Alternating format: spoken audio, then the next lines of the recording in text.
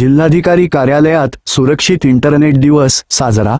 इंटरनेटचा विवेकपूर्ण वापर आवश्यक मान्यवरांचे आवाहन। महाजालाचा जीवनाची विविध अंगे व्यापून टाकणारा विस्तार व कृत्रिम बुद्धिमत्तेच्या आजच्या काळात इंटरनेटचा वापर विवेक व सजगता बाळगून करणे आवश्यक आहे, असे आवाहन विविध मान्यवरांनी केले।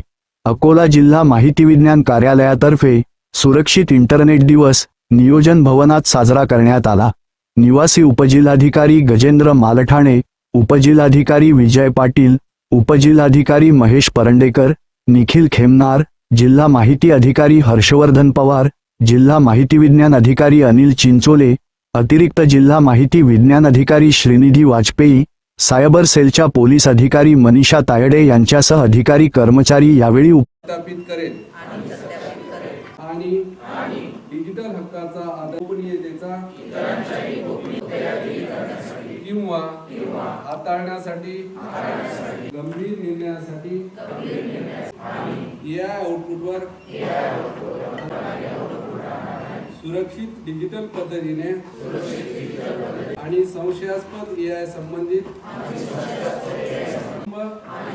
कार्यस्थळ आणि समुदायामध्ये सुरक्षित आज उपस्थित इंटरनेट आपल्या जीवनाचा अविभाज्य भाग बनले आहे। मात्र त्यासोबतच सायबर फसवणूक, ऑनलाईन घोटाळे, बनावट संदेश यासारखे धोके वाढत आहेत।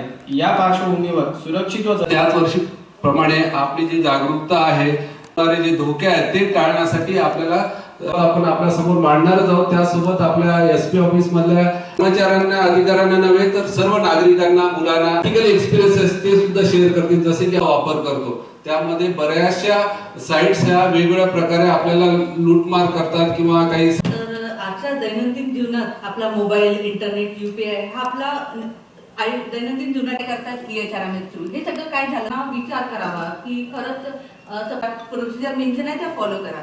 तुम्हाला क्लिक करायचं आहे का, आहे का, नसेल तर आपण नाही द्यायची। परत कॉन्टॅक्टचं प्रत्येक गोष्टी करताना तुम्हाला काळजी घेणं जरुरी आहे। तर गरज नसलेली माहिती देऊ नका। त्यानंतर अननोन ॲप इन्स्टॉल करू नका। मेन मीन्स APK फाईल आली असेल तुम्हाला कुठे किंवा कुठली लिंक आली असेल तर लिंकवरनं तर ॲप कधीच डाउनलोड करू नये।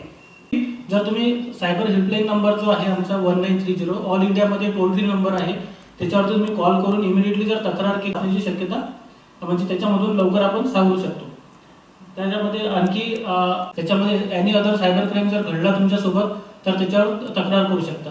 जर इन केस दोन्ही नंबर लागले नाही टोल फ्री नंबर तर तुम्ही cybercrime.gov.in स्क्रीनशॉट असतील, झालेले ट्रान्झॅक्शन बाबत काही माहिती असेल तर तुम्ही ते व्यवस्थित त्याच्यामध्ये फिलअप करून तुमची कंप्लेंट लॉन्च करू शकता। कंप्लेंट लॉन्च केल्यानंतर तुम्हाला एक एक्नॉलेजमेंट नंबर मिळतो, जो तक्रार नंबर असतो तुमचा।